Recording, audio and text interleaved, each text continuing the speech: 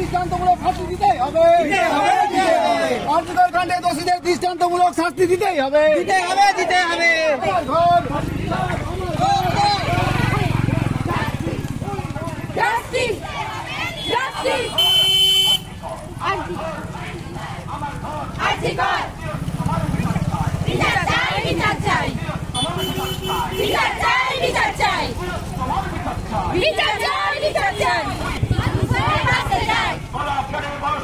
মানুষ হয়ে বাঁচতে চাই,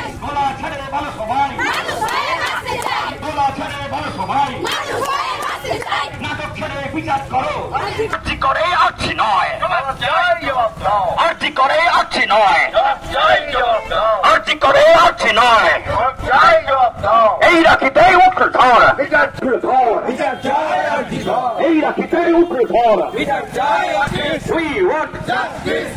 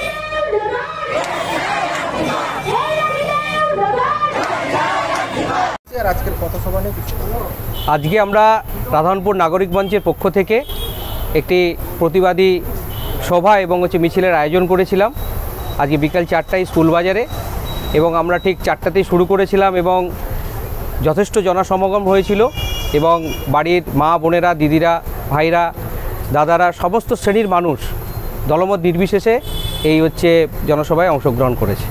আরজি কর নিয়ে ভবিষ্যতের আর কি পরিকল্পনা রয়েছে রাধানপুর নাগরিক মঞ্চ থেকে? আমরা বিচার ব্যবস্থার উপর লক্ষ্য রেখেছি। বিচার ব্যবস্থা কোন দিকে আগাচ্ছে তার উপর ভিত্তি করে আগামী দিনে আমরা আমাদের কর্মসূচি ঘোষণা করব। মেয়েদের উদ্দেশ্যে কি মেসেজ দেবেন?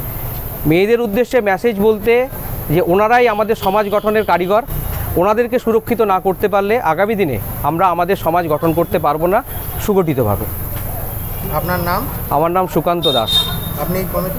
আমি এই কমিটির একজন সাধারণ কর্মী আছে স্বপন দা, তিনি কিছু বলবেন। আমরা রাধানপুর নাগরিক মঞ্চের সমস্ত সদস্যগণ এবং জনসাধারণ আজকে কলকাতার আরজি করে যে নারকীয় ঘটনা হয়েছিল তারই একটি প্রতিবাদ সভা ও মিছিলের আয়োজন করেছিলাম এবং এই মিছিল ভীষণভাবে সফল হয়েছে। বর্তমানে আমরা বিচার ব্যবস্থার প্রতি আমাদের আস্থা আছে এবং আমরা নজর রেখেছি বিচার ব্যবস্থা কোন দিকে যায়, সেই বিচার ব্যবস্থার যেদিকে যাবে সেই পরিস্থিতি বিবেচনা করে পরবর্তী আন্দোলনের কর্মসূচি আমরা গ্রহণ করব এবং যতক্ষণ না সুবিচার পাই সেই আমাদের আন্দোলন চলতে থাকবে। মেয়েদের উদ্দেশ্যে কি মেসেজ? সমাজের কারিগর এই মেয়েরা, মেয়ে ছাড়া এই সমাজকে এগিয়ে নিয়ে যাওয়া যাবে না। অতএব আমাদের উচিত প্রতিটা মায়েদের সুরক্ষা দেওয়া। শুধু একজন স্বামী তার স্ত্রীকে সুরক্ষা দেবে তা নয়, একজন ভাই তার বোনকে সুরক্ষা দেবে, একজন মা তার কন্যাদের সুরক্ষা দেবে, এবং যারা প্রতিনিধিগণ আছে, সমাজের যারা বড়রা আছে, তারা নীতি নিয়ে আমাদের আজকের যে সমাজের মহিলারা আছে যারা আজকে সুরক্ষিত নয়, তাদেরকে সুরক্ষিত করার জন্য এগিয়ে আসবে, যাতে করে আমাদের মায়েদের সম্মান রক্ষা হয়। আপনার নাম? আমার নাম স্বপন দাস।